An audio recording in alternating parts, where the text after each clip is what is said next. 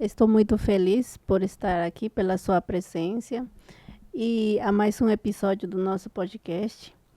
Eu sou Lisbeth Sanches, empreendedora apaixonada por transformação. Aqui falamos sobre como você criar novos caminhos para o seu futuro e criar a sua nova história. E para essa oportunidade especial, eu tenho uma convidada maravilhosa que ela vai falar um pouquinho da sua vida profissional, um pouco da sua vida, né, da sua carreira. Ela seja muito bem-vinda, Ana Catalani. Obrigada, Lisbeth. Muito obrigada pelo convite. Estou muito honrada de estar aqui. Ana, para começar aqui o nosso bate-papo, eu queria saber de você contar um pouquinho da sua carreira profissional. Para quem não sabe, a Ana é ghostwriter, né? Isso, Ghostwriter. Então, Ana, conta pra gente do que se trata esse segmento profissional, essa área profissional. Conta para nós um pouquinho. Eu sei que é muito interessante, pelo que eu já, né, entendo, mas eu queria que o nosso público também compreendesse um pouquinho sobre essa área. E para quem quiser fazer, né, já vou falar uma dica, um livro. Olha, gente, é simples, né? O nome já diz, Ghostwriter é escritor fantasma. Mas, para mim, é mais do que só ser escritor fantasma, é mais do que escrever. Para mim, eu ajudo você a transformar a sua história num legado. Porque quem não tem uma boa história para contar, né? Quem não viveu uma história incrível, uma trajetória maravilhosa, que às vezes vai fazer com que outras pessoas sejam edificadas. Às vezes a gente tem uma história tão linda de superação, de transformação, de mudança e não não entende o quanto essa história pode ser importante para outras vidas. E um livro é a melhor forma de você chegar até essas outras vidas, né? Então, eu sou um instrumento. Eu sou um instrumento de Deus para ajudar você a transformar a sua história num legado. Nossa, que interessante, né? Porque tem gente que muitas vezes tem, como você disse, tem histórias, né, para contar e talvez que impactem muitas vidas, né? Mas eles, tipo, ficam na escuridão porque talvez eles, quem que vai se importar com minha história, né? E às vezes eu acho que isso nos leva a talvez nem ter um interesse por contar a nossa história. É, Uma coisa que eu aprendi, Lisbeth, com a minha trajetória, você conhece um pouquinho da minha história, é que, primeiro, o primeiro livro que eu escrevi, eu pensei assim, mas quem vai gostar dessa história? Mas sabe qual é a realidade? A primeira pessoa que tem que se importar, que tem que gostar, que tem que. Você precisa escrever para você. Escreva para você, entendeu? Porque quando a gente faz aquilo que a gente. Sabe aquela frase que as pessoas falam? Trate os outros como você gostaria de ser tratado? uhum, Escreva o que você gostaria de ler. O que você gosta, que provavelmente as outras pessoas vão gostar também. Eu sou prova viva disso. Entende? Que quando a gente faz algo com amor, com dedicação, com carinho, é automático que as outras pessoas gostem. Mas por que eu falo escreva para você? Porque se porventura as outras pessoas não gostarem, você não escreveu para elas. Você escreveu para você, então você não vai se frustrar. Porque a gente se decepciona com as pessoas porque a gente espera delas mais do que elas podem oferecer. a Então espere de você. expectativa, né? Tenha expectativa Expectativa. em você. Porque eu não tinha expectativa sobre mim. Então, quando as expectativas vinham baixas das outras pessoas, eu me frustrava. E hoje não. Hoje eu entendo que não é sobre as outras pessoas, é sobre mim. Então, quando eu escrevo, mesmo que eu esteja escrevendo a sua história, eu escrevo para mim. Nossa, que sensacional essa parte, né? De ser, tipo, cúmplice nessa contação da história, né, da pessoa. E, Ana, me diz aí, como é que a sua carreira profissional elencou com a sua história? Você sentiu desde pequena que gostaria de escrever? Como é que foi essa trajetória, sabe, de querer seguir essa carreira profissional? Olha, Eu não sei quando começa uma coisa e termina a outra. O que eu me lembro é que antes dos 3 anos, eu não tinha 2 anos e meio, mas também não tinha 3 completo. Também não vou lembrar, né? Mas foi antes dos 3 anos. Eu lembro que eu estava passando na estação Pedro II, aqui da linha vermelha, para quem conhece, aqui em São Paulo. E lembro que eu estava sentada, minha mãe estava sentada no banco preferencial e ela falava: senta aqui, menina. E eu sempre fui espivitada, não conseguia ficar sentada, não conseguia ficar parada, não conseguia. Agora, gente, eu não posso ver um banquinho que eu quero sentar, meu pé dói. Mas eu tinha 3 anos de idade. E aí, eu passei nessa estação e eu falei: mãe, ali tá escrito Pedro II, né? Aí minha mãe falou assim: não, menina, tá escrito Pedro II. Ela reparou no que eu errei, né? Mas ela não reparou que eu li uma frase com menos de 3 anos de idade. E alguns dias depois, eu me lembro que eu estava na creche, né? Que na época era chamado de jardim, né? Estava na creche e eu comecei a escrever. Numa folha de sulfite, eu lembro que eu desenhei um prédio e escrevi prédio. Só que eu escrevi sem o R. Escrevi pédio. Aí a professora olhou assim: foi você que escreveu? Uhum. Ele falava uhum. Aí ela falou assim: você esqueceu de uma letra. Qual letra que foi que você esqueceu? Aí eu olhei assim, eu falei: ah, o R. Aí coloquei ele pequenininho assim, com 3 anos de idade. Com 3 anos de idade completos, eu lembro que, tipo, indo para os 4, eu já lia aquelas revistinhas da Turma da Mônica, sozinha. Não entendi o contexto, né? Porque a interpretação de texto você vai aprender depois. Só eram palavras, mas eu lia em voz alta. Aquelas palavras. E escrevia também. Eu acho que eu já nasci com isso. Eu só coloquei no papel depois. Porque eu não me lembro de um momento em que eu olhasse para uma palavra escrita e não lesse. Né? Porque isso é científico. Você não é capaz de deixar de ler a partir do momento que você aprende. E eu não lembro de um dia ter olhado para uma palavra e não ter entendido o que estava escrito. Nossa. Então, a relação foi muito... Acho que foi um dom já, né? Desde Acho que sim. Acho que é um dom que, tipo assim, já veio, tipo, no seu sangue, sei lá. Mas seus pais escrevem ou... A Como minha é isso? mãe, ela sempre foi de ler muito. Ela sempre gostou Ah, muito tá. de ler e sempre incentivou bastante a gente a ler. Mas aos 3 anos de idade, isso era uma coisa que não acontecia. Mas eu lia muita revistinha, muito livro de história infantil e tal. E aos 12 anos, 11 anos, ela me incentivou a ler o meu primeiro romance, livro de adulto, né? E ela me foi na biblioteca, pegou um livro dessa grossura e falou assim: agora você vai ler esse aqui. Aí eu olhei para aquilo leu para mim. Falei: tá, vamos lá. Se eu sei ler, então é agora que eu vou ler. Aí li, sem entender o contexto, era um romance. Não tinha nada picante, gente. E fui lendo. Aos 3 anos? Não, Não, né? isso aos 11. Ah, tá. Mas eu fazia livrinho, colagem de caderno, tirava as folhas do caderno, fazia aqueles livrinhos colados, escrevia, dava para professora, essas coisas. E escrevendo, sabe? Essas historinhas. E o engraçado é que, assim, teve uma professora minha que olhou aquilo, ninguém reparava, as pessoas achavam comum. Né? E aí uma professora olhou para mim e falou: isso não é normal. Tem alguma coisa diferente. E aí Especial, né? Especial, na verdade. E aí um dia ela sentou comigo, ela falou assim: eu quero que você fique depois da aula. E aí eu fui e fiquei. E aí ela me deu uma prova para eu fazer. Era uma professora de português. E ela me deu essa prova para eu fazer. E eu fiz.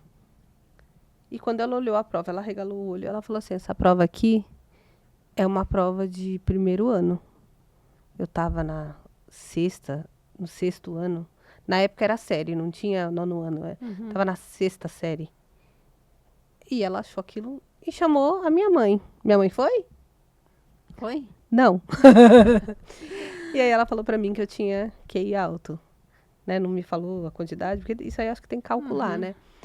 E foi uma coisa assim que nunca foi validado. Nunca foi mudado. Mas assim, porque os seus pais não incentivaram, ou porque realmente, tipo, era de você, tipo, você tinha capacidade, né? Esse dom. Mas talvez porque você não ligava muito, como, Não, né? eu achava aquilo extraordinário. Eu adorava aquilo, adorava fazer aquilo. As pessoas falavam que eu era estranha. Gente, ao invés de brincar lá fora, você tá aqui lendo? Isso não é normal, né? As pessoas me achavam estranha, nerd. Você é das minhas, então. Entendeu? As pessoas falavam, tá, É, por que que você porque... não tá lá fora brincando, correndo? Eu brincava, corria no meio dos meninos, parecia um moleque. Mas não. Mas a dedicação era assim. Mas quando aquela coisa, aquele. Era na leitura. Porque eu costumo falar que a leitura, ela te leva para um universo em que tudo, por mais difícil que seja, é perfeito. Você sabe que tem final feliz, né? Nossa. Então, eu ficava absorta naquilo, entrava em estado de flow e esquecia que a vida existia. Entendeu? E, e a minha vida foi muito difícil. Não com questão financeira, mas a minha vida foi muito difícil porque eu fui uma pessoa que eu não fui criada com amor. Eu tinha tudo. Tudo que alguém gostaria de ter. Eu só não tinha amor. E eu acho que isso é o que faz mais falta. Então, eu ficava absorta ali naquele ambiente de amor, de carinho, de cuidado que tem nos livros, sabe? É tanto que eu me tornei romancista por causa disso, né? Para escrever as histórias que eu gostaria de viver. As vidas que eu gostaria de viver. E aí eu descobri que eu podia pôr a boca no mundo. Que ali eu podia falar sem julgamento. Então, todas as coisas que eu via acontecer no meu dia a dia, que não condiziam com a minha opinião, e que as pessoas ignoravam, eu colocava no livro. Então, eu falei no meu livro sobre tráfico de pessoas, prostituição, sobre assuntos que as pessoas não falam. Falei sobre racismo, falei sobre crime de ódio, falei sobre xenofobia, falei sobre transplante cardíaco, sobre doação de órgãos. Esse, eu acho que é um dos meus xodós. Esse livro, assim, ele é maravilhoso. Doação de órgão. Porque as pessoas falam assim, você doa órgãos. Mas se eu perguntar pra você qualquer coisa sobre esse assunto, você sabe me responder? Não, só eu sei que coloquei que eu vou doar. Não, que nem as pessoas ainda acham que precisa colocar no RG.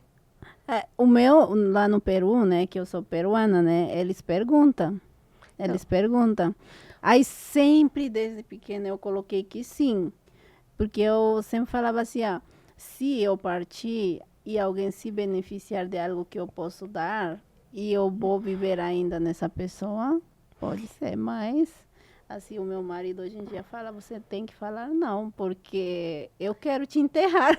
Mas ele vai te enterrar. Mas ele quer enterrar coisa. todinha mesmo. Eu acho. A única coisa que você precisa fazer aqui no Brasil, você não precisa colocar no documento. Eu acho que eles tiraram por causa do mercado negro, talvez, não sei. Deve ser. Mas a única coisa que você precisa fazer é dizer, eu quero ser doador. Dizer para sua família, para pessoas de confiança, para o seu médico, olha, eu quero ser doador.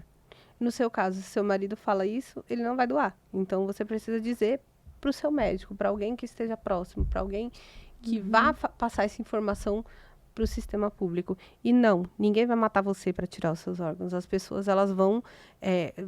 a doação de órgãos só ocorre quando a pessoa tem morte cerebral. E é feito 3 exames comprobatórios para que ateste realmente a morte cerebral.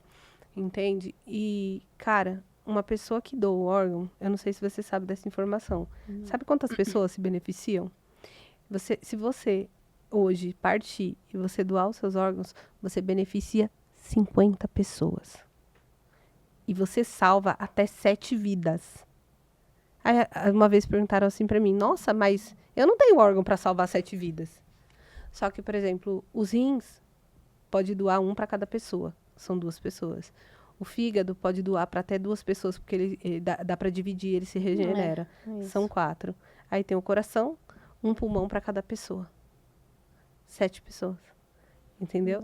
Então, você pode beneficiar até 7 pessoas. E tudo pode ser doado. Tudo. Cabelo, córneas, tecidos. Olha meu cabelo lindo, gente. Tecidos. E assim, na hora do enterro da pessoa, mas vai doar o cabelo. Eles não vão tirar o seu cabelo e deixar você careca. Eles vão fazer um corte. Eu já doei o entendeu? cabelo da minha filha, era bem gigante assim, ó. Porque ela tem cabelo, né? Olha, tem cabelo. Antigamente eu colocava mega. Antigamente eu vi seu cabelo e ia querer que você doasse ele pra mim. Se eu cortar um pouquinho, eu dou pra você. Mas eu abençoo você que seu cabelo vai ser o mais extraordinário. E não tô falando, tá? Tem coisas que aconteceram na minha vida que quando eu falo, acontece, tá? Olha, Entendeu? então fale pra mim, que eu quero que Falo pra aconteça. você. Amém. Falo pra você. Voltando, né, ao assunto dos órgãos,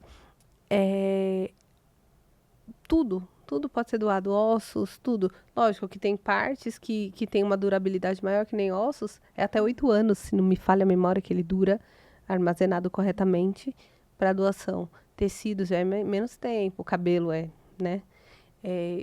Aí o coração é 8 horas. Então tem um período. Então tudo tem que ser muito rápido, né, para doação. Então a decisão precisa ser tomada em vida. Porque quando você quando você parte, não tem tempo para sua família, deixa eu pensar, não, é sim ou não. Entendeu? E você não vai precisar mais desses órgãos. Agora, quantas vidas? Eu trabalhei 1 ano e meio no INCOR. Por isso que eu escrevi esse livro. Eu vi bebê, assim, de colo, pequenininho, morrer, porque não chegava o órgão. Porque o que acontece? Até 2 anos de idade, até 3 anos de idade, é a fase mais crítica. Por quê? Porque uma mãe perdeu um filho de 3 anos, a última coisa que ela vai pensar na face da terra é em doar os órgãos do filho dela. Né? Porque a dor, Entendeu? né? A dor dela é maior do que ficar pensando, né? Mas Por isso que precisa ter muita conscientização, muita campanha. As pessoas precisam falar sobre isso. Por quê? Porque na hora você não pensa, mas se você vê um cartaz bem grande falando da maneira correta, você não vai pensar nisso na hora? Poxa, meu filho pode viver nessa criança. Só que, lógico, a gente tem que ter um pensamento de que aquela criança que recebeu o órgão não é o filho da gente. Não é isso. Entendeu? E assim, não passa. O povo perguntava para mim assim, mas se eu receber o coração de uma pessoa, eu vou ter os mesmos sentimentos que ela? Não! Porque você está recebendo o coração, não o cérebro, né? Quando a gente fala, até a Bíblia, quando fala do coração, está falando da mente, não do coração que pulsa no peito. E a gente não recebe nada daquela pessoa. Geralmente o que muda, porque assim, por exemplo, tem um trauma, uma coisa muito forte na cabeça, é comprovado que até como é que é? A personalidade da pessoa pode mudar. Pode ser que aconteça algo porque a pessoa foi para a cirurgia com aquilo em mente, né? E quando você toma anestesia geral, você fica 9, 12 horas anestesiado. Pode ser que aconteça alguma coisa no cérebro ali e a pessoa passe a ter algum sentimento diferente, alguma coisa. Mas que não tem a ver com o órgão, e sim com a própria mentalidade dela. Nossa. Não tinha pensado nessa parte que você falou da Bíblia, né? De guardar o coração, não. Amém? Mas porque assim, o coração, na Bíblia, ele se refere ao nosso psique, à nossa mente. Se você for analisar todas as frases da Bíblia que falam em coração, ele está falando como se falasse da mente. Porque a palavra coração, ele foi dada pelo homem. Então, é a mesma coisa, como se estivesse realmente falando da mente, porque todas as frases elas levam a entender que a mente guarda o coração do homem é duvidoso, a mente do homem é duvidoso, porque é na mente onde são criadas as maiores misérias e as maiores alegrias que uma pessoa pode fazer, as coisas mais grandiosas. Entendeu? Isso aqui foi criado na mente de alguém, isso daqui foi criado na mente de alguém, isso daqui foi criado na mente de alguém, não no coração. Entendeu? As pessoas têm a tendência de achar que os sentimentos, que o que a gente sente, as dores... Mas o sentimento é filtrado primeiro mas aqui, é tudo né? aqui, ó, tudo vem daqui. E aí é mandado. Mas o coração bate forte quando você está apaixonado. Sim, porque o seu cérebro envia para o seu coração a mensagem de que tem algo diferente, e você sente o coração acelerar quando você está perto da pessoa que você ama. Mas são neurotransmissores. é ciência, neurociência. E a mente é algo assim que hoje a gente tem estudado muito mais, tem trabalhado muito mais a mente. Hoje a gente tem pessoas que, com o poder da mente, com o poder do que a mente dela pode fazer, do que ela pode fazer, tem transformado realidades. Eu sou prova viva, né? Eu fiz aquela visualização, né? E eu me visualizei em cima de um palco palestrando assim, assim, assim, do jeitinho que eu queria. E aconteceu do jeitinho que eu visualizei. Então, a nossa mente, ela pode muito mais do que a gente muito imagina. poderosa, né? E assim, em todas as imersões que eu vou também, a gente sempre faz essa visualização. Sempre, sempre, sempre. Tanto que a gente cria um mural, né? Da vida extraordinária, o corpo, tudo, né? E assim, a Bíblia confirma. Em Abacuque fala sobre escrever nas tábuas, né? É assim. E até para quem passar correndo. Fala na Bíblia em Abacuque, fala isso, né? Até para quem passar correndo, veja o seu, né? O que você deseja realmente, né? Sim. E se a gente for prestar atenção, tudo isso que a gente está descobrindo agora, que a gente está aprendendo agora, está na Bíblia. Tudo, até coisas que a ciência descobriu recentemente, está na Bíblia. Só procurar. Ana, e outra coisa, assim, a sua carreira profissional já nasceu desde cedo que, tipo, te levou? Você teve, tipo, que esperar um tempo, sei lá, por talvez alguns bloqueios ou de se sentir incapaz. Os seus livros, por exemplo, já impactam vidas? Como é que isso aí é para Olha, você? eu durante muito tempo, eu entendia o meu dom como isso, um dom. Que eu era muito boa em redação, fazia a redação de todo mundo na minha sala. Já era ghostwriter, não sabia, gente. Não ganhava. E aí por acaso, eu comecei a escrever por quê? Eu sempre fui apaixonada por leitura. Então, eu ia na livraria e deixava meu rim lá. Entendeu? Ia ser um a menos para doar. Eu deixava um rim lá. Porque eu gostava muito de ler. Então, eu trazia 5, 6, 10 livros. Aí, um dia minha mãe falou, pô, tá gastando o salário inteiro em livro? Não, porque não sei o quê. E ela ficava brigando comigo. E aí, eu falei pra ela assim, tá bom, mãe, tá bom, tá bom. Eu vou arrumar um jeito de ler de graça. Ah, só você ir na biblioteca, não sei o que. Eu lá tenho tempo de ir na biblioteca, pelo amor de Deus. Aí, fui procurar no celular, na Play Store, um aplicativo, uma plataforma, alguma coisa. Achei o Wattpad, que é Tem uma... e-books lá online, né? Aí eu achei o O Kindle, Wattpad. Kindle Não, onde, né? nem foi o Kindle que eu achei, nem Não? sabia que o Kindle existia. Acho que Eu agora achei, o Wattpad, ele é realmente um aplicativo, é uma plataforma que qualquer pessoa pode escrever e colocar lá. E aí não paga, nem recebe, agora tem o Premium, né? Mas, aí coloquei lá no Wattpad e comecei a ler lá, e comecei a ler. E aí um dia, assim, fuçando, né? Clique aqui para escrever sua história. Eu falei, dá para escrever? Eu falei, vou escrever. E aí eu escrevi o meu primeiro livro, que foi o livro que eu falei para você, que fala sobre prostituição, tráfico de pessoas para prostituição. E eu comecei assim, sem pretensão nenhuma. E ele ganhou uma grande proporção, muitas pessoas compraram, só que eu fiz a burrada de colocar ele numa plataforma de fora do país, que paga em dólar. Me empolguei e tal, tudo, agora eu não consigo tirar ele de lá. Mas ele é muito bem lido lá, entendeu? E assim, foi uma coisa extraordinária, porque eu comecei a escrever um livro atrás do outro. E eu não conseguia mais parar. E eu tinha muita dor de cabeça, muita dor de cabeça. Eu sonhava com histórias, eu ficava, gente, o que eu vou fazer com isso? Hoje, se eu sonho com uma história, eu sento, numa sentada eu escrevo. Uma história inteira. E nasceu sem pretensão, como um hobby, algo que eu gostava de fazer. E aí um dia eu estava escrevendo um livro, que o nome do livro é Cisne Negro, que ele fala de uma policial que ela sonhava em ser bailarina quando ela era criança, mas ela se tornou policial federal para desvendar a morte da mãe dela e mesmo assim ela não conseguiu desvendar. E aí é apaixonada por um cara que é portador de mielomeningocele, que é uma doença que a criança nasce com a coluna vertebral para fora da pele. E isso, dependendo do que acontece no decorrer da gravidez e no parto, causa um monte de sequela. E esse personagem ele foi baseado num amigo meu. E esse amigo meu tinha um monte de sequela. E aí, uma das sequelas era na hora do Vucu Vucu, né? E aí, ele foi e contou pra mim como que era na hora lá. E eu falei, gente, como que eu vou contar isso no livro?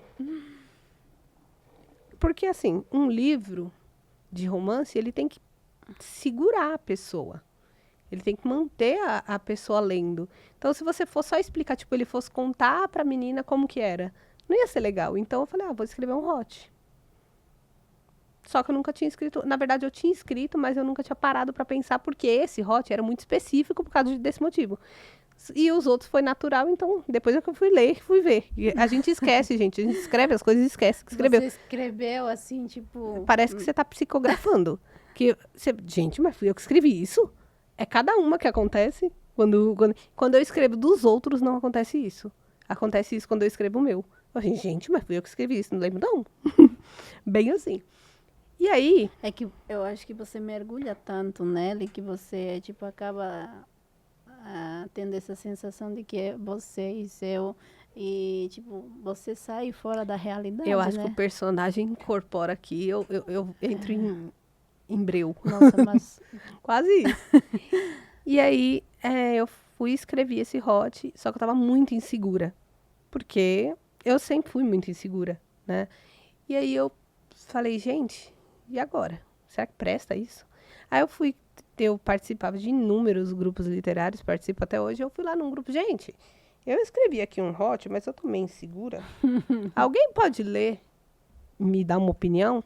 Aí tinha uma menina no grupo, e aí ela falou assim, manda pra mim que eu faço a betagem pra você. Aí eu fui e mandei pra ela, ela leu. Ela terminou de ler e falou, meu Deus, que maravilhoso. Nossa, manda pra... Depois eu fui ler, cheio de erro de português. Aí eu falei pra ela assim... Aí ela falou pra mim assim... Você não quer trabalhar comigo? De quê? De revisora, você escreve muito bem. Aí eu... Tá, né? Bora. Trabalhar como revisora. Ela me mandou alguns links do MEC pra eu aprender a ser revisora. E aí eu estudei e ela me mandou um livro pra revisar. Eu revisei o livro, ela revisou de novo, me apontou os erros. Ela fez isso em uns 3 ou 4 livros. E aí depois eu comecei a revisar sozinha. Nunca voltou um livro meu com erro. Às vezes volta porque quando a gente se envolve muito na história, a gente acaba deixando passar. Mas eu gosto de fazer com perfeição. Mas errar é humano, né? E segundo a lei, segundo a legislação, pode passar até 3% da quantidade de palavras. Eu acho muito, muito erro. É muito erro, dependendo do tamanho do livro. Mas pode passar. Mas eu tento não deixar passar. Nenhuma. E aí foi assim. Foi num hot que eu estava insegura que eu comecei a trabalhar profissionalmente com a escrita. E aí essa menina me apresentou para minha antiga sócia, que é na Lisboa. E aí eu comecei a trabalhar para ela como agente literária e como revisora. E essa menina, que era sócia dela, saiu. Quando ela saiu, a Nai me chamou para ser sócia dela. E eu falei, vamos. E aí eu entrei nesse mundo, me apaixonei, não quis sair mais. Foi uma coisa assim, de doido. E virar ghostwriter, eu virei ghostwriter por causa da Patrícia. Porque ela estava escrevendo um livro e ela... Era preguiça mesmo, viu? Tava com dificuldade para escrever Mas algumas tem cenas. isso mesmo, Ana? Quando você faz o ghostwriter, né? Das pessoas que vão contar a história. Tem esse negócio de ter preguiça, talvez de contar uma história rasa, aí você fala, tem que aprofundar mais. Quando a história é rasa, não é ghostwriter. Quando a história é rasa, é copydesk. É quase um ghostwriter, mas é diferente, é copydesk. Na verdade, a maioria das pessoas que me procuram, porque eu também dou consultoria, eu também ensino você a escrever o seu livro, se você quiser. Mas a maioria das pessoas que me procuram preferem pagar mais caro no ghostwriter. Porque a consultoria você vai ter que demandar tempo para fazer a consultoria. Aí depois a gente vai fazer o script. Não é bem script a palavra, mas vamos fazer o script do livro de como vai ficar. É tipo, no capítulo 1 vai ficar assim, no capítulo 2 vai ficar assim, no capítulo 3 vai ficar assim, vai falar sobre isso, isso e isso. Então a gente vai sumarizar. E aí vai demandar tempo para você aprender. Então as pessoas preferem logo mandar eu escrever. Porque eu acho que quem tá, né, com aquela vontade realmente de fazer conhecer a história dela é assim, bora, bora, bora. Sim, mas Né? tem pessoas que falam assim: ah, mas eu quero escrever. Ah, tá. Porque é a minha história. Porque as pessoas realmente ainda têm a dúvida de que não vai ficar. Ah, mas se você escrever minha história, não vai parecer que fui eu que escrevi. Entendeu? Mas eu vou pegar até o seu jeito de falar. Até o seu bordão. Se você. Nem eu tenho mania de falar assim, você que lute. Se fosse ia ter isso no livro da pessoa. Entendeu? Porque eu pego a essência da pessoa. Porque se for você que escreveu, você vai escrever essas coisas. Ana, então, se eu sou peruana, você consegue escrever em espanhol para os meus conterrâneos do Peru? Não. Mas eu tenho. Mas tem o tradutor, né? Eu tenho tradutor. Interessante. Inclusive, eu tenho uma tradutora que traduz muito bem do português para o espanhol. E eu tenho uma tradutora que mora na Espanha. Ah, Então, ela é brasileira, mas ela foi criada desde pequena na Espanha. E, engraçadamente, ela manda os textos dela para mim, metade em espanhol, um portunhol danado, nossa. espanhol misturado com português. O meu é danado mesmo. E aí vem tudo embaralhado e aí eu vou ajeitando. Ela fala, ó, isso aqui eu não entendi não, volta aqui. Porque assim, eu fiz um curso de espanhol quando eu era menina. Mas eu lembro quase nada. Mas você não fala espanhol rápido. Porque essa menina, ela é brasileira. Mas ela fala... Calma, minha filha. Peraí, calma. Calma. Isso, ela fala desse jeito, falando português. Não, porque o espanhol da Espanha não é igual com o que talvez... Assim, de cada região, de cada país que é latino, que fala espanhol, é muito diferente. Por exemplo, tipo... o argentino fala diferente do Peru, o paraguaio já fala um pouco mais, assim, é diferente. Assim, é espanhol, mas tem o sotaque, tem a... E qual a diferença do espanhol pro castelhano? Não, é a mesma. É a mesma coisa? Acho Só muda. do que você é a mesma. Então tá. Assim, eu não vejo diferença. A não ser que, tipo assim, castelhano é uma... Como é que se chama? Porque a gente também é indígena, né, lá no Peru. Aí eles vieram, né, os espanhóis, e introduziram o idioma castelhano. Acho que é só isso. Só que como a gente foi colonizado pelo espanhol, então a gente fala espanhola. Fala, né, espanhol, né? Só isso. Acho que é mais ou menos que nem o Brasil, que misturou o tupi com o português de Portugal e virou esse idioma que a gente tem hoje. Eu falo outro idioma nativo também, que é o quechua lá do Peru, né? Mas aí não vai entender. Então, assim, é um quechua misturado com espanhol. Não é quechua, assim, nativo mesmo. É uma mistura já, entendeu? Então, assim, eu já tenho 3 línguas, né? Tô aprendendo português agora. Mas você fala muito bem o português. Só que o espanhol que você fala no momento, ele é uma mistura de português com espanhol. Porque, por exemplo... O castelhano se referem às mesmas línguas, só que aí varia tipo de região para região. Gente, o nosso técnico, o Gabriel, ele é maravilhoso. Ele foi pesquisar a diferença entre o português e o castelhano. É a mesma língua, só que aí depende da região, né? Tem falas diferentes. Ele falou que se refere à mesma língua, dependendo da região, tem falas diferentes. Ó, Nossa. isso que eu chamo de eficiência, né? Extraordinário. Aqui a gente tem todo um grupo assim extraordinário para ajudar nós. Maravilhoso.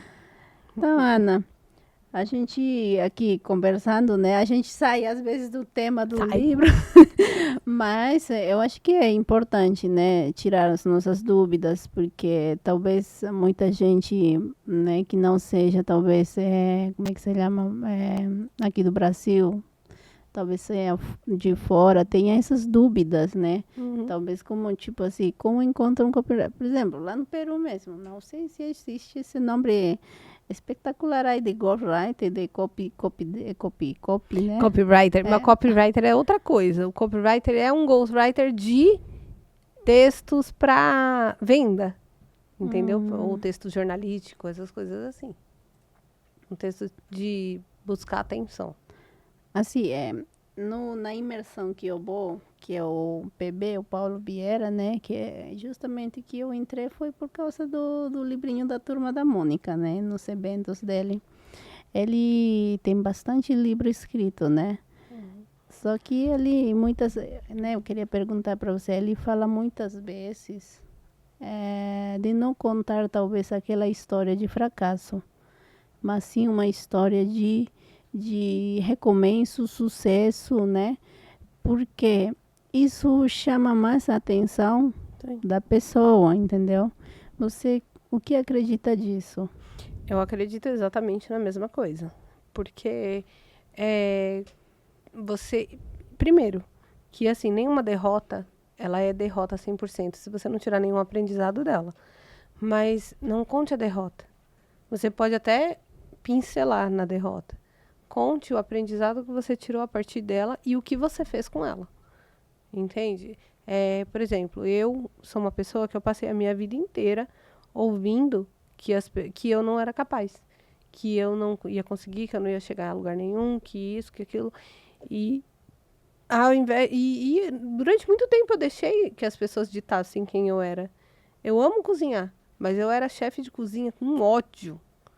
Porque não era aquilo que eu queria. Eu me sentia fora do mundo. Entendeu? Não era aquilo que eu queria pra mim. E quando eu decidi jogar tudo pro alto pra viver da escrita, eu ia passar fome, eu era louca, eu era destrambelhada e uma série de outros adjetivos. Mas quando eu conto essa história, eu não conto essa história com uma história de fracasso, de que eu vivi muito tempo, porque muito tempo debaixo do que as pessoas, da opinião das pessoas.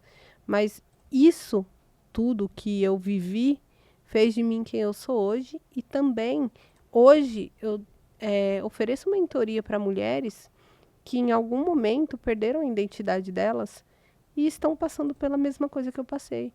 Deixando de viver um sonho incrível porque acham que é só um sonho. Entendeu? Mas Deus não coloca um sonho no nosso coração se ele não for passível de realização.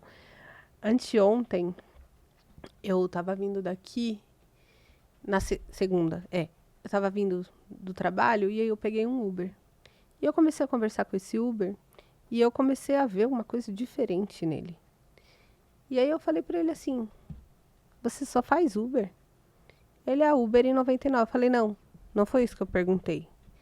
Perguntei se você tem outra atividade fora o Uber. Uhum. E aí ele falou pra mim assim, olha, eu sou formada em contabilidade, fiz isso, fiz aquilo outro, mas por enquanto eu tô trabalhando só com Uber. Eu falei, por que você não tem um escritório de contabilidade? Ele falou assim, porque eu não tenho vontade de fazer isso mais. Eu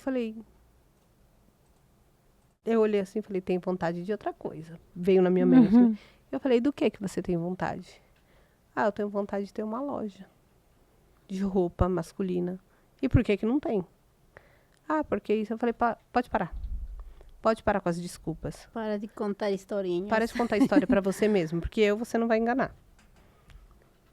E aí eu comecei a conversar com ele. Eu dei a minha mentoria ali pra ele. Ele parou dentro do meu condomínio. Meu condomínio, a portaria até a minha casa é um pouco longe. Aí ele ele parou dentro do meu condomínio, na porta do meu apartamento, e aí a gente começou a conversar. Ele, nossa, você não pode ficar mais uns 30 minutos conversando comigo? Aí eu falei, vou cobrar, hein? E aí eu comecei a conversar com ele, comecei a falar pra ele que nada do que a gente deseja é impossível. Eu falei, a partir de hoje, quanto que você faz aqui por dia? Tanto. Então você vai tirar tanto e vai guardar. Pode morrer alguém, você não mexe nesse dinheiro, porque é pra tua loja. Em quanto tempo você vai me ligar falando pra mim que sua loja tá pronta? Em quanto tempo você vai me ligar falando que sua loja tá pronta? Em quanto tempo você vai me ligar e falar que sua loja tá pronta? 6 meses. Falei, 6 meses. Aí eu falei, vou contar uma historinha pra você. E contei a sua história. Que você tinha R$1.000, lembra? Que você me contou? Isso. Que você tinha R$1.000 e você começou com R$1.000. E aí eu falei pra ele, se ela conseguiu, você consegue. Se eu conseguir, você consegue. Nada é impossível, só você querer. Não adianta você falar que vai mudar, que vai transformar, se você não começar a fazer agora. Então você vai começar a fazer agora. Daqui 6 meses eu te ligo, me dá seu telefone. Peguei o telefone dele, falei pra ele, fica com Deus. Ele, posso te dar um abraço? Ele me deu um abraço, ele chorava. Tem coisa mais gratificante do que isso? Mas nem o dinheiro que a pessoa me paga na mentoria, no caso essa foi de graça, né? Mas nem o dinheiro que a pessoa me paga na mentoria paga a transformação que eu faço na vida dela. Né? E não teria sido possível sem a minha trajetória de fracasso.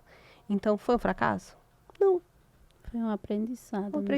Um aprendizado que eu consigo passar para outras pessoas, que eu consigo transformar outras vidas. Ele falou para mim assim, eu nunca mais vou ser o mesmo. Ele pode escolher ser, mas eu tenho certeza que depois de ontem ele escolheu não ser. É que muitas vezes a gente tem um filtro, né?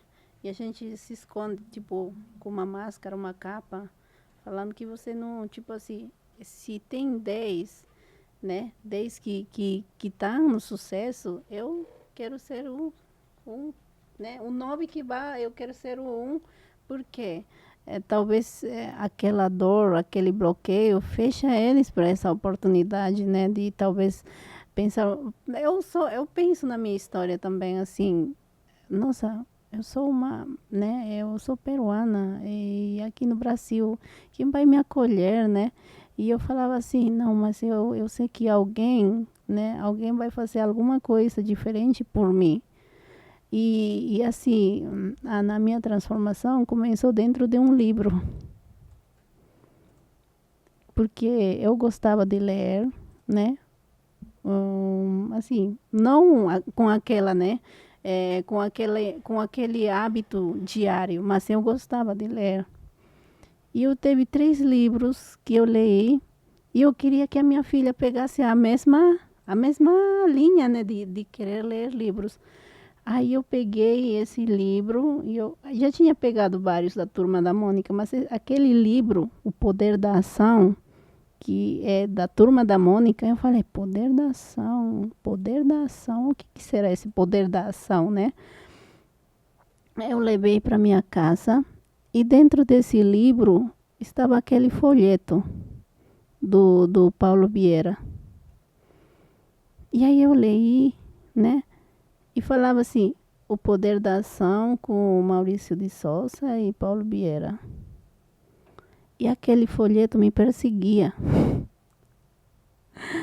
Me perseguia. E o meu marido falando assim, né? Que eu já ouvi alguns áudios, né? De pessoas que... Tony Robbins, por exemplo, né? Que falam de superação, né? E aí, naquele livro, quando eu vi, eu falei assim... O meu marido falava assim, você tá ouvindo por que essas coisas?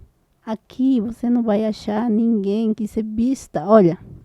que se vista desse jeito ou que pense desse jeito. Você tem que ir naqueles lugares. E eu sou muito assim, quando alguém me desafia, eu vou. Eu vou. Aí eu falei, mas aonde que eu vou achar? Porque eu não tenho ecossistema.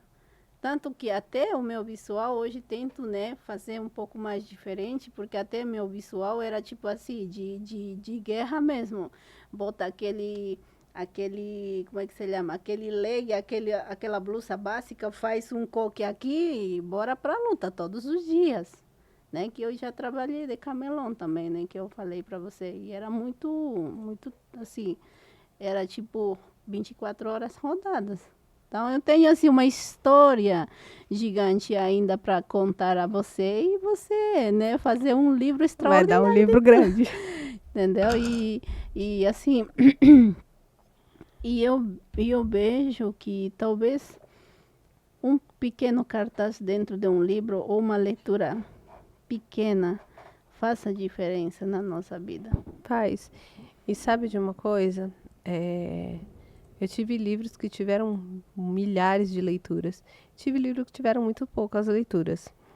Mas o impacto que talvez ele faça na vida de uma única pessoa já é válido.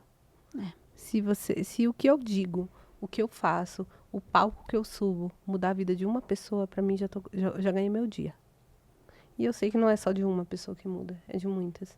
Porque mesmo que as pessoas que estão aqui, que ouvem o que eu digo e não e absorvem, mesmo que tenha 5 pessoas que ouviram e absorveram, essas 5 pessoas elas vão falar para outras e outras e outras e outras.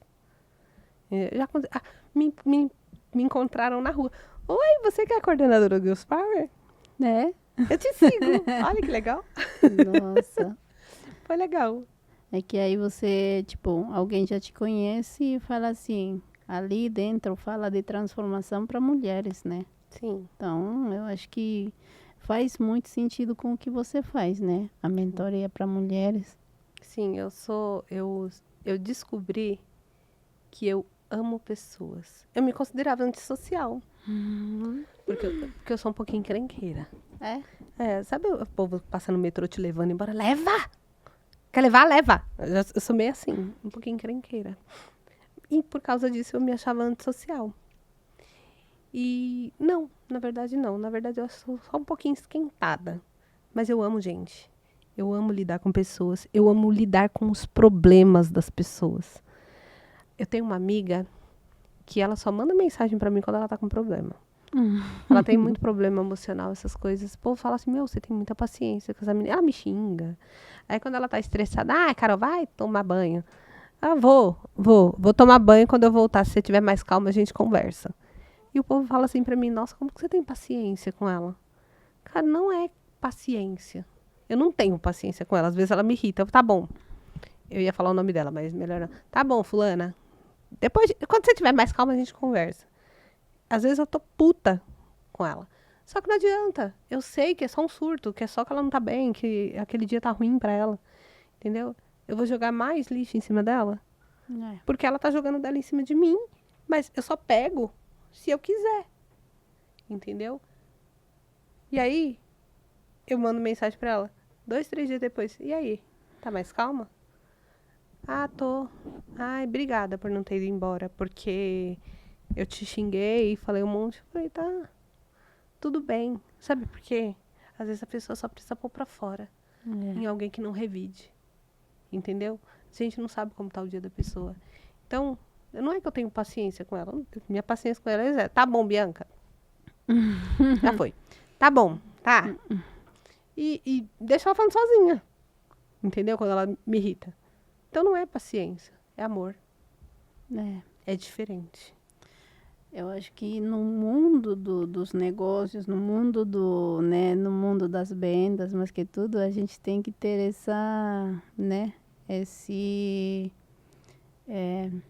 vamos falar, essa paciência, essa reciprocidade de poder receber a pessoa, porque você sabe dos seus dias ruins, mas, E a última coisa que eu tenho com os meus clientes é paciência. Porque tem cliente que, de verdade, tira a minha paciência. Tem cliente que a gente pensa assim... A gente tirou. A gente sorri assim e fala assim, eu quero te matar. Quero te Eu matar. te enganar. Sorrindo. Mas eu tenho amor pelos meus clientes. Mesmo porque são eles que pagam minhas contas, as minhas necessidades, os luxos e o que eu preciso. Então, eu tenho amor pelos meus clientes. Embora muitos deles tirem a minha paciência. Não é o seu caso, tá? Mas é isso. Então, o que faz de mim tão boa no que eu faço é isso. Que eu não fico tentando ter paciência com o cliente. Eu não fico tentando justificar o que o cliente está fazendo de errado. Não. Entendeu? Eu somente tenho amor pelo que eu faço. Amor por lidar com pessoas. Um cliente, para mim, é importante. Por mais insuportável que ele seja. É importante. Se um cliente fala para mim assim, olha, eu vou desistir, não vai dar, não vai rolar mais, porque... Não, peraí, vamos conversar. O que tem de errado? Vamos resolver. Porque todos os clientes importam. E não é pelo dinheiro que ele paga. Porque às vezes o cliente... eu não quero mais ficar e tal. Às vezes ele nem quer o dinheiro de volta, ele só não quer mais. E o que eu posso fazer para que esse cliente fique, eu faço.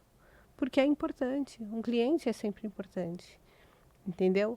E então, quando a gente tem amor pelo aquilo que a gente faz, se torna simples de você parecer ter paciência. O cliente acha que você tem toda a paciência do mundo. Mas, na verdade, você está querendo desganar ele. Mas você está tendo o cuidado de tratar com ele como você gostaria de ser tratado. Porque quando você é cliente, você também não tem exigência.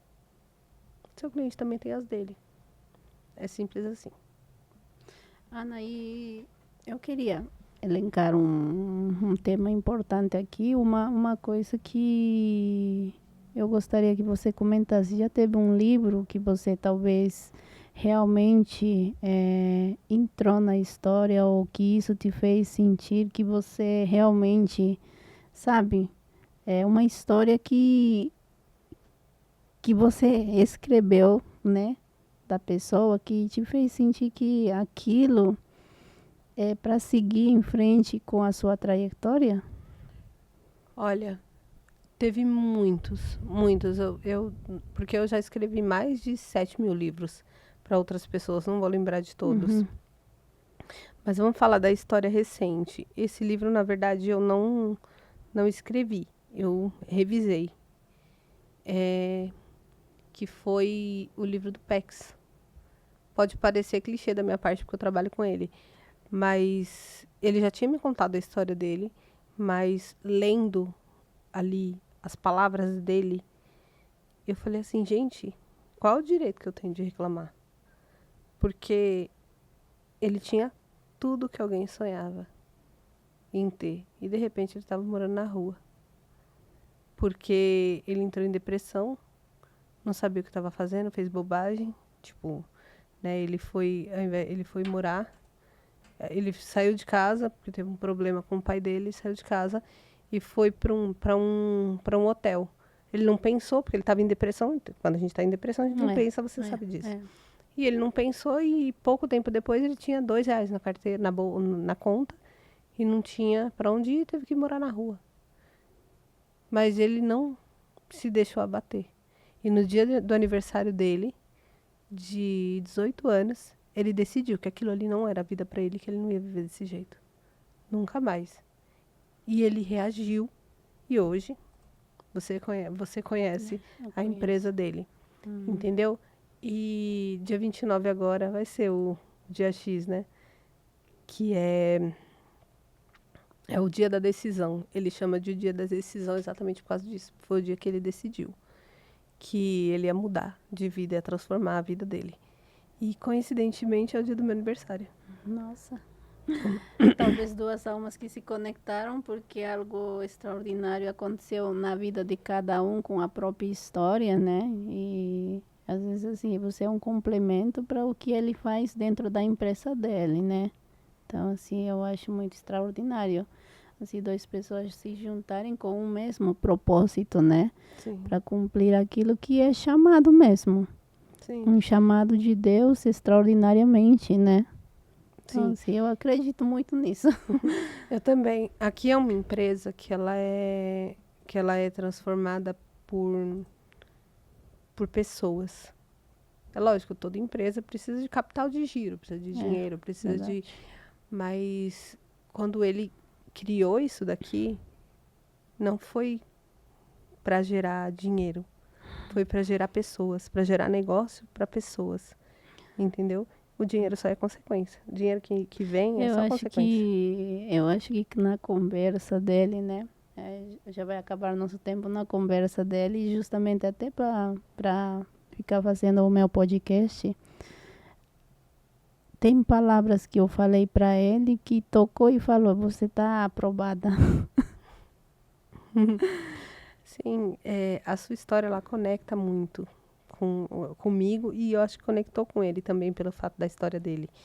E assim, eu acho que você lembra muito a mãe dele para ele, porque a mãe dele era uma mulher forte, uma mulher guerreira que ia atrás daquilo que ela queria.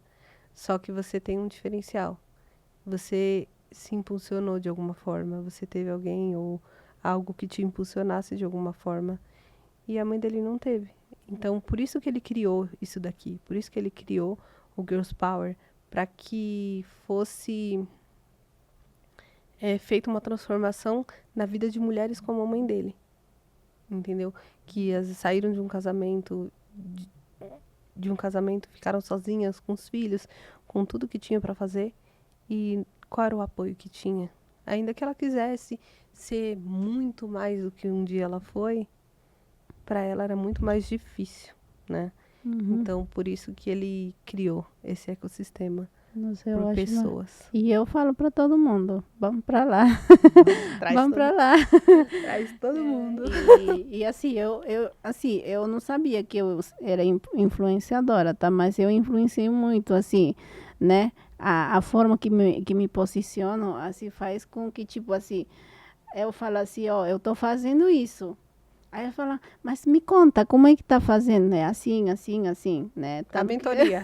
A mentoria surgiu. Mas eu, tipo assim, eu falo assim, ó, mas é por sua conta. Eu trilho o caminho, esse meu caminho, mas se você quiser, tem que fazer valer a pena, é por você mesmo, porque não é seu dinheiro, é o que você vai tomar de coragem para, tipo, desconstruir aquilo que você achou que era, por sua percepção, mas que você não é. Que você é uma pessoa que vai nascer de dentro de você. Então, essa é a questão. E, Ana, já está acabando nosso tempo. Fala para o nosso público um conselho para quem quer escrever, para quem quer, talvez não queira escrever, mas que queira contar a história dela. Qual o conselho que você dá? Olha, o conselho que eu sempre dou para as pessoas que falam para mim que querem escrever, a maioria das pessoas falam para mim que querem escrever, mas que não sei se é o momento ou não, ou eu tenho medo. Vai com medo mesmo. Comece. A primeira coisa que você precisa fazer é começar a fazer anotações. Teve um insight, anota. Teve outro insight, anota. Por quê? Porque quando você prestar atenção daqui, 3, 4 meses, você vai ter o livro quase pronto. Você vai ter a sumarização do seu livro. Entendeu? Então, a anotação é muito importante. Dê o primeiro passo. Porque quando você vê aquele caderno cheio de anotações, você vai falar, agora é hora. Entendeu? E assim, um livro, ele traz muita autoridade para você. Ele faz muito com que o teu público, o teu cliente, te veja com outros olhos. Eu falo por experiência própria. Entendeu? As pessoas falam, nossa, você tem um livro escrito? As pessoas atribuem muita inteligência a quem já tem um livro escrito. Nossa, então você é bom no que você faz. Então você é inteligente, porque você... Entendeu? Então, ele traz muita autoridade para você. Muito mais autoridade do que, às vezes, muitas outras coisas que a gente faz. Nossa, extraordinário. Se você gostou desse episódio, com a minha convidada Ana Catalani, a gente falou sobre a escrita do livro, sobre te ajudar. Não esqueça de compartilhar esse episódio do nosso podcast, a Nova História Cast. E eu sou infinitamente grata pela sua vida, porque você deu esse tempinho seu para ouvir o que a gente tem a compartilhar com você. Eu sou infinitamente grata e nos vemos no próximo episódio.